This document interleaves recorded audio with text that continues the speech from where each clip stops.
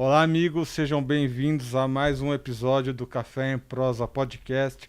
Esse que é o podcast voltado aí para a cafeicultura e principalmente aí cafés especiais. Hoje uma conversa, um bate-papo muito especial, mas antes da gente dar início, apresentar aqui a minha colega de sempre, Virginia Alves. Olá, Erickson. Olá para todo mundo que acompanha mais um episódio do Café em Prosa. E hoje nós vamos falar um pouquinho, então, Erickson, mais sobre ações sustentáveis, logística reversa e reciclagem na cadeia do café. É isso mesmo, mas antes da gente começar essa conversa, que é muito importante aqui para nossa cafeicultura, para esse momento que a gente passa, né, dentro dos cafés, lembre-se de seguir todas as nossas redes sociais, estamos no Facebook, no Twitter, no Instagram e aqui no YouTube, lembra, né, de já deixar aquele like, se inscrever no canal, ativar o sininho para sempre receber as notificações, sempre receber as nossas entrevistas sempre no momento que elas são lançadas no ar. A gente está preparando para muito em breve entrevistas aqui especiais, né, cada vez mais especiais dentro do nosso podcast e você não pode perder nenhum desses episódios que estão por vir. Muito bem, hoje estamos aqui então com a Thaissara Martins, ela que é gerente de sustentabilidade e marketing da Nestlé, representando aqui a marca Dolce Gusto. Thaissara, seja bem-vinda ao Café em Prosa Podcast. Muito obrigada, obrigada pelo convite, um prazer enorme estar aqui com vocês. E Thaissara, para a gente começar nosso bate-papo, a gente vem acompanhando aqui no Notícias Agrícolas, no Café em Prosa, que a pauta ESG está muito, muito presente à cafeicultura. Eu acho que principalmente nesses últimos 2 anos, as lideranças, as grandes marcas, indústrias, focaram realmente em mostrar que a gente faz isso aqui no Brasil. E para a gente introduzir o nosso tema de hoje, eu queria saber como é que a Nestlé vem trabalhando com o ESG, como é que a marca tem se posicionado, tendo em vista que é uma das mais importantes aí a nível mundial. Eu acho que a sigla ESG e esse assunto, ele sem dúvida nenhuma tomou muita atração nos últimos meses, muito puxado também pela COP26, mas eu acho que é importante dizer que a estratégia de ESG na Nestlé existe já há muito tempo. Obviamente que mais do que nunca, à medida que o tema ganha atração, a gente também consegue acelerar muito mais ações e iniciativas, especialmente aquelas, e hoje a gente vai falar bastante disso, que tem uma ligação direta com o consumidor. Então, a ESG está presente no nosso DNA. Então, desde da parte ambiental mesmo, a gente, essa estratégia de sustentabilidade ambiental, ela é o nosso framework, ela é a nossa proposta de valor. Aqui para cafés, sem sustentabilidade, a gente não tem café, então, sem sombra de dúvida, é o nosso pano de fundo de trabalho.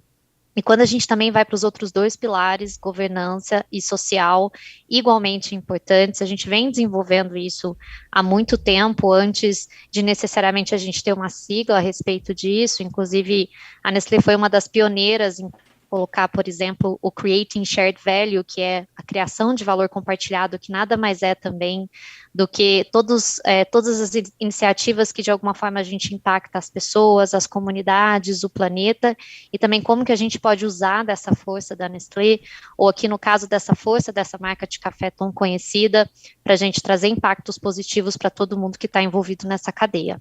Sem sombra de dúvida, essa sigla, ficamos felizes que ela tem cada vez mais tração e cada vez mais pessoas conhecem sobre ela, mas isso faz parte do nosso DNA já há algum tempo.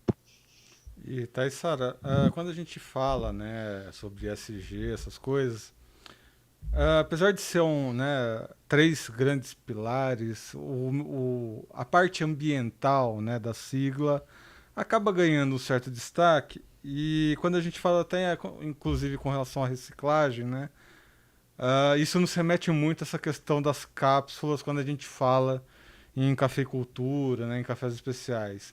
Por um lado, as cápsulas foram foi a era das cápsulas foi uma grande vedete, né, quando chegou. Os cafeicultores perceberam, né, opa, dá pra gente fazer um negócio mais especial, diferenciado, enfim. Mas ao mesmo tempo gerou grandes discussões sobre o descarte, né, das cápsulas pela quantidade, pelo volume, né, que acaba de embalagem que acaba gerando, inclusive, né. Ou seja, precisa de uma logística muito bem aprimorada, né? Tanto a logística normal quanto a logística reversa. Como que a Dolce Gusto trabalha esses dois pontos aí com relação à logística das cápsulas da marca? A gente, como você comentou, assim, o café em cápsula, ele traz inúmeras vantagens, seja pela facilidade, a conveniência que a gente fala, né? Por exemplo, Dolce Gusto, mais de 30 bebidas diferentes, a um toque de um botão. A gente sabe que a cápsula trouxe para um novo patamar cafés especiais, principalmente essa acessibilidade das pessoas a cafés especiais. E eu acho que tem um outro viés também da cápsula que a gente fala muito pouco sobre ele, mas ele igualmente toca essa parte de sustentabilidade, que é o desperdício de café.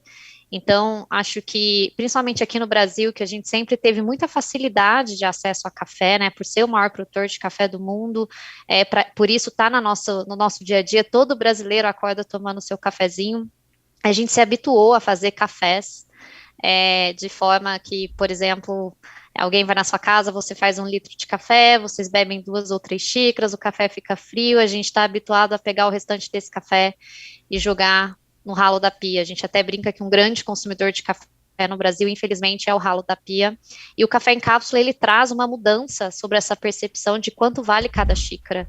Então, esse porcionamento também, ele tem uma relação direta com sustentabilidade, porque aqui a gente também está falando sobre consumir exatamente aquilo que foi preparado.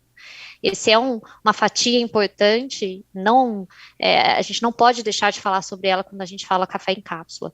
Mas, sem sombra de dúvida, você traz um ponto, e a gente é muito transparente sobre isso, que, de fato, o ônus de se ter um café em cápsula, uma porção feita para alguém naquele momento, ou feita para você mesmo, ela carrega com ela mesma essa questão das embalagens. Então, a gente entende a dificuldade hoje, a logística reversa no Brasil, de forma geral, independente do material que a gente está falando, ela é ainda muito escassa, e por conta disso, o Dolce Gusto vem desenvolvendo e vem participando ativamente do desenvolvimento dessa logística reversa. E aqui para cápsulas, a gente tem uma palavrinha de ordem que eu sempre gosto de dizer, que é descomplicar a logística reversa, porque existe também uma questão, né, quando a gente aprende lá na escola, essa questão de que, olha, para o lixo ser reciclável, você tem que lavar o lixo, você tem que separar entre papel, plástico, alumínio, você tem que levar até um ponto de entrega voluntária. Todas essas questões, elas são realmente importantes e verdadeiras, mas a gente sabe que elas acabam sendo uma barreira, porque muitas vezes é difícil o consumidor, de fato, colocar no dia a dia dele, quando ele tem que lavar o lixo, separar, levar até um ponto de coleta. A gente sabe que a consciência, à medida que as pessoas ganham consciência sobre a necessidade de se fazer isso, é algo que elas topam fazer, mas ainda é uma barreira, essa entre aspas, complicação. Então, a gente gosta de dizer que aqui, para a nossa logística reversa, a palavra de ordem é descomplicar. O que eu estou querendo dizer com isso? A gente tem mais de uma opção para a reciclagem das nossas cápsulas. A que a gente gosta mais e a que a gente investe mais, e é também da onde vem a maior parte do nosso volume, é a parceria que a gente tem com cooperativas de reciclagem. Então, hoje, 90% do lixo que é reciclado no Brasil é por conta das cooperativas de reciclagem e dos catadores de lixos recicláveis autônomos, né, de resíduos recicláveis. E o que a gente procura fazer a gente faz uma parceria, né, a gente entende ali nas cidades onde a gente atua, a coleta seletiva existente já da prefeitura ou de parceiros, iniciativa privada. E esse lixo, então, quando chega na cooperativa, a gente tem uma parceria em todo o Brasil com mais de 90 cooperativas. Aqui em São Paulo, que é onde está o maior mercado consumidor para Dolce Gusto, a gente tem praticamente parceria com todas as cooperativas. E o que a gente faz além de treinar e desenvolver essas cooperativas, a gente compra as cápsulas que chegam nessas cooperativas. Então, a ideia é que, de uma maneira muito simples, ou seja, o consumidor colocando a cápsula que ele usou no lixo reciclável, essa cápsula vai chegar na cooperativa, essa cooperativa vai ser desenvolvida, e em troca disso a gente ainda pega essa cápsula, leva para o nosso reciclador, e essa cápsula então ganha uma nova vida. E quando eu falei dessa questão de descomplicar, eu acho que existe também uma Um ângulo importante de se dizer das nossas cápsulas é que a gente entende essa questão e muita gente questiona, nossa, eu fico preocupada com lixo reciclável, porque muitas vezes eu tenho que lavar o lixo, me parece assim tão incoerente eu gastar água lavando um lixo para ser reciclado. Aqui para as nossas cápsulas de café, a gente desenvolveu uma tecnologia em que essas cápsulas podem ser recebidas sujas, é até melhor que elas sejam, porque a gente sabe separar da melhor forma, então pegar todo esse resíduo orgânico que está dentro da cápsula e direcionar corretamente para o descarte. No caso das nossas cápsulas, esse resíduo vira adubo, e o plástico, ele vira uma resina que depois é utilizada em outros materiais. Então, até nessa parte de como é que eu descarto, é óbvio que a gente diz, olha, na hora de descartar, tenha cuidado, coloca numa sacolinha plástica para isso não sujar os outros lixos recicláveis, mas até nessa parte a gente acha que à medida que a gente descomplica o que o consumidor tem que fazer, a gente também aumenta as chances de reciclar esse lixo, essa cápsula, e é isso, esse é o nosso objetivo, é isso que a gente incansavelmente faz todos os dias, buscar cada cápsula que foi consumida para ela ser reciclada. E Thaissara, claro que até chegar nessa logística reversa tem um trabalho muito grande que é feito pela marca e nós não vamos desperdiçar a sua vinda aqui. Eu queria entender melhor como é que vocês trabalham. Entre as curiosidades que nós temos, né? Quais são as principais regiões que fornecem café para Dolce Gusto e principalmente como é que vocês trabalham em contato com os produtores? Legal. Essa é uma boa pergunta, porque a gente tem um desenvolvimento da cadeia de café aqui no Brasil muito forte. As principais regiões onde a gente compra café são também as principais regiões produtoras de café. Então, Minas Gerais, sem sombra de dúvida, é da onde vem boa parte dos nossos cafés, ali do Cerrado Mineiro, do sul de Minas. A gente, principalmente o café arábica, né? Quando a gente tem café arábica na composição das nossas cápsulas. Quando a gente fala de café Conilon, a gente tem boa parte do nosso café vindo do Espírito Santo. Aqui eu estou dizendo arábica e conilon, talvez não seja muito de conhecimento de todo mundo, mas são duas variedades de café que têm propriedades, inclusive sabores diferentes, então por isso que a gente trabalha com as duas. É dali que vem a maior parte dos nossos cafés e a gente tem uma relação muito próxima desses produtores. Hoje, inclusive, 2021 foi um ano super especial para a gente, porque o nosso programa Cultivado com Respeito, que é o programa de sustentabilidade em cafés maior do mundo, ele fez 10 anos aqui no Brasil, então faz uma década que a gente trabalha com essas famílias produtoras de café, são mais de 1.000 famílias dentro desse guarda-chuva do Cultivado com Respeito, e o grande objetivo que a gente tem com esse programa é justamente não só ajudar e apoiar essas famílias na produção de um café cada vez melhor, mas principalmente de um café cada vez mais respeitoso. Quando a gente fala respeitoso, é de fato com todas as pessoas que estão envolvidas no trabalho, no cultivo, na colheita daquele café, respeito também ao meio ambiente, respeito à comunidade ao redor. Então, não é à toa que o nosso programa chama Cultivado com Respeito, porque a gente acha que hoje, se o café não for produzido de uma maneira verdadeiramente sustentável, a gente não vai ter futuro no café. Então, mais do que nunca, é super importante que a gente mude essa chavinha e continue progredindo nisso. Vamos aproveitar, né, que a gente está embarcando nesse assunto, porque aqui no podcast, né, a gente já teve diversas lideranças relacionadas a esse movimento da sustentabilidade na cafeicultura. E o que a gente percebe é que cada instituto, cada organização, enfim, cada um está definindo sua área de interesse, sua área de pesquisa e tudo mais. Inclusive a CNC está fazendo um trabalho belíssimo com o uso de água, enfim. E a gente vê também um grande movimento aí pela cafeicultura regenerativa, né? Pela preservação dos cafezais, né? Principalmente em tempos que a gente vê mudanças climáticas tão intensas assim, esse tipo de discussão acaba sendo muito importante e quanto mais a gente bater esse martelo, melhor para as pessoas se interarem do que está acontecendo, né? No seu ponto de vista, né, como representante aqui dessa marca tão importante, como é que você vê essa virada de chave na cafeicultura sustentável aqui no Brasil? Agricultura regenerativa, sendo muito honesta, é a maneira que eu acredito que é a cafeicultura do futuro. Eu acho que talvez vale definir, já que os conceitos podem mudar um pouquinho, mas no fim eles têm a mesma essência. Cafeicultura, e no caso a agricultura regenerativa, é aquela agricultura que devolve mais do que a gente retira.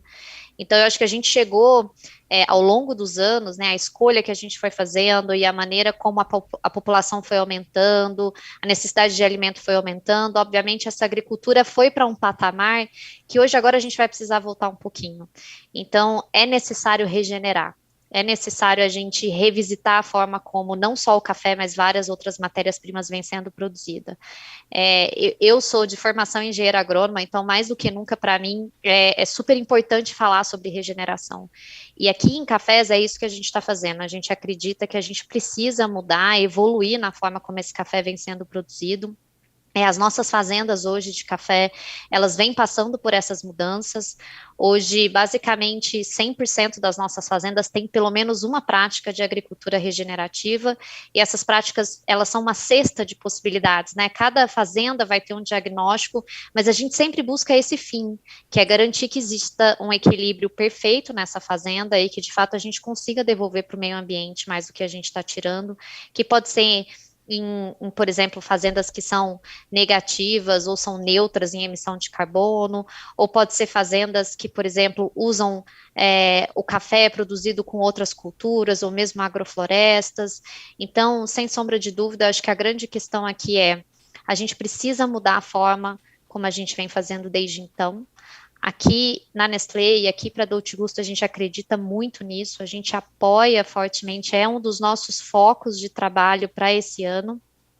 A gente vai implementar, as nossas fazendas vão mais do que nunca ser regenerativas, e a gente espera de verdade que daqui a pouco tempo que a gente estiver tendo essa conversa de novo, a gente possa dizer que as nossas fazendas estão realmente devolvendo mais do que elas retiram. Então, entregando mais do que um café de boa qualidade, respeitoso, como a gente sempre diz, mas também fazendo muito bem ao meio ambiente. Eu acho que esse é o nosso principal objetivo, é isso que a gente busca com essas nossas iniciativas. E claro que quando a gente fala em sustentabilidade, a gente precisa lembrar que ela é feita por pilares, né? Taissara, então a gente tem... começa lá no produtor, no campo, a gente está falando muito do trabalho que é feito em campo, nas fazendas, enfim. Mas tem a parte do consumidor final, que é muito importante também, que você já mencionou aqui pra gente hoje. Eu acho que a grande pergunta que eu quero te fazer é o seguinte: como é que a gente consegue unir essas duas pontas que vez ou outra parecem estar tão distantes, né? Quem está no campo produzindo e o consumidor final que está escolhendo lá na gôndola do supermercado em um propósito tão forte como a sustentabilidade. Como é que a gente faz isso? É marketing pesado? É com as novas campanhas? É entrando na casa dessas pessoas? Como é que você acha que a gente faz esse trabalho? Eu acho que tem uma função e um papel importante aqui de Dolce Gusto de ligar essas duas pontas, e é claro que a gente faz isso através de campanhas, da nossa própria embalagem, que está na casa de boa parte dos consumidores, e ali a gente sabe que é um momento importante de educar, de trazer informação, mas eu acho que também a gente... existe, como eu comentei lá no começo, essa responsabilidade das duas partes. Todos nós aqui somos consumidores de algum produto e todos nós podemos, de alguma forma, ajudar nessa mesma cadeia. Então, é claro que aqui, do ponto de vista de Dolce Gusto, de Nestlé, a gente tem sim que ser cada vez mais transparente e deixar essa informação disponível para os nossos consumidores sobre de onde veio o café, como ele foi produzido, o que vai acontecer depois que eu usar a minha cápsula, o que eu devo fazer. Então, esse é um papel importante que a gente vem fazendo há bastante tempo, né? A gente tem campanhas específicas, por exemplo, para falar sobre reciclagem, mas eu acho que também existe o lado de lá do consumidor, de não só receber essas informações, mas também cada vez mais repensar o seu papel no consumo. Então, falando, por exemplo, do tema de reciclagem, que eu acho que é super importante, hoje a gente tem diferentes opções para o consumidor reciclar, a gente tem diferentes pontos, hoje pelo menos 70% dos nossos consumidores têm acesso a pelo menos uma forma de se reciclar a cápsula de Dolce Gusto, ou seja, eu tenho capacidade de reciclar 70% do que eu coloco no mundo, mas hoje a gente não está com esse número perto de 70%, então isso me mostra que É claro que a gente tem aqui esse compromisso de sempre trazer opções e repensar e checar a cápsula e reciclar e recolher o máximo possível, mas o que a gente percebe é que se o consumidor não entra nessa jornada, ou seja, se alguém não, por exemplo, não descarta a cápsula no lixo reciclável, ela provavelmente nunca vai chegar para mim. Então, mesmo que eu tenha toda essa estrutura, toda essa tecnologia envolvida para reciclar as cápsulas, eu preciso que o consumidor, antes de mais nada, tome a decisão de que eu quero reciclar. Então, eu vou aqui jogar no meu lixo reciclável, ou eu vou ali levar no meu ponto de entrega voluntário, ou qualquer outra opção que faça sentido para ele. Então, é claro que a gente tem esse papel de unir essas pontas, de trazer informação, mas a gente também precisa muito da colaboração de todos nós, porque todos nós aqui somos consumidores, de alguma forma. E aqui eu vou entrar com uma opinião exclusivamente pessoal, né? Porque eu sou consumidor de Dolce Gusto, né? Eu escolhi essa maquininha porque eu achei mais robusta, né? Eu sou meio estabanado, sempre acabo derrubando uma peça ou outra. Enfim, né? Preciso ter um negócio que aguenta o axé ali. Mas, enfim, eu sempre como comunicador eu dou uma olhada nessas questões de marketing. Acho que o trabalho que vocês fazem de fidelização bem interessante também, né? Campanhas de collabs com outras marcas em franquias, enfim.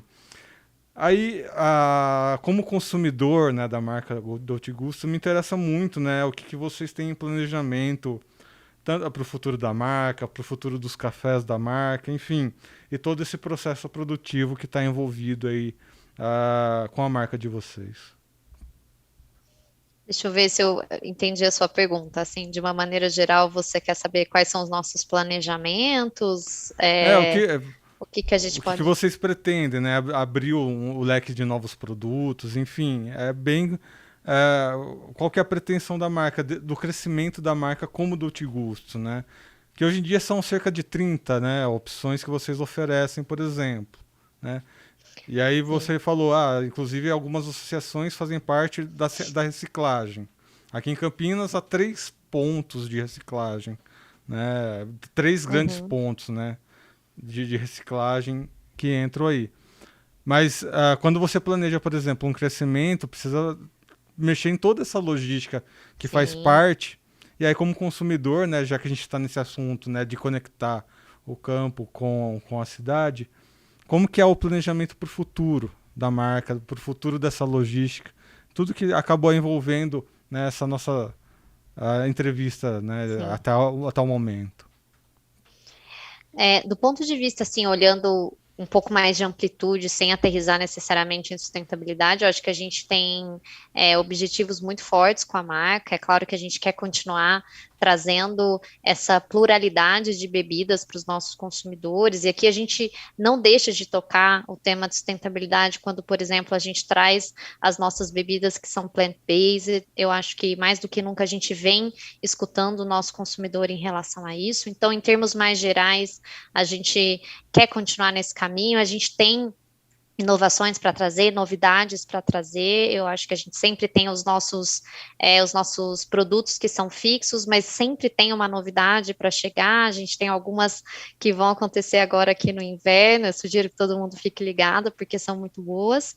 E em termos de sustentabilidade, você tem toda a razão. À medida que a gente pretende ter um aumento no nosso consumo, mais pessoas consumindo café, a gente obviamente tem que aumentar essa malha de logística reversa, a gente tem que trazer mais opções, e opções que funcionem, seja para você que está em Campinas, ou alguém que está aqui em São Paulo, ou também alguém que está no interior de Minas, ou em alguma cidade do Paraná.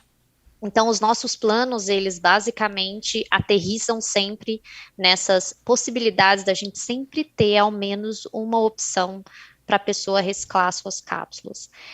Eu acho que é válido dizer também que o nosso plano de sustentabilidade, ele não está só focado na reciclagem, a gente também pensa, e aí é uma coisa aqui mais de backstage, mas a gente pensa em tudo que está envolvendo a cápsula de Dolce Gusto. Então, obviamente, a gente revisita materiais o tempo inteiro, a gente desafia materiais o tempo inteiro, a gente desafia a quantidade de materiais, a forma como a gente vem fazendo, e o nosso objetivo, sem sombra de dúvida, de um jeito muito claro, é cada vez menos a gente colocar plástico no meio ambiente e que a gente de fato consiga, se a gente tiver que colocar esse plástico, que todo ele seja recuperado. A Nestlé tem o objetivo de até 2025 a gente recuperar 100% do plástico que a gente colocou no meio ambiente. A gente vem fazendo isso de uma forma muito forte, eu tenho certeza que a gente vai conseguir chegar nessa meta, e é isso que você falou, com grandes resultados vem também grandes responsabilidades. Então, o nosso futuro reserva novidades, reserva mais bebidas, reserva um café regenerativo e tudo mais, mas também reserva esse nosso compromisso em reciclar as nossas embalagens, sem sombra de dúvida. Muito bem, eu sempre fico com a sensação, Erickson, que quando a gente fala de sustentabilidade dá para fazer um episódio de umas 3 horas. Toda vez que é pauta aqui no Café em Prosa. Mas fica o convite, então, nós conversamos agora então com a Thaissara Martins, gerente de sustentabilidade e marketing da Nestlé. Thaissara, muito, muito obrigada pela sua disponibilidade. Portas abertas, a gente tem muita coisa para conversar. Café em Prosa tá aqui sempre que tiver alguma novidade por aí, ou se quiser voltar para debater mais sobre esses planos da Nestlé, portas abertas. Obrigada, viu? Muito obrigada de novo pelo convite, pela oportunidade de falar. Quando a gente fala sobre meio ambiente, sustentabilidade ambiental, a gente está falando sobre educar, espalhar a mensagem, então fico muito feliz de estar aqui podendo fazer isso. Obrigada mesmo pelo convite, espero voltar mais vezes também. Até a próxima. Até. Muito bem, amigos, lembrando então que estamos em todas as redes sociais, no Twitter, no Facebook, no Instagram.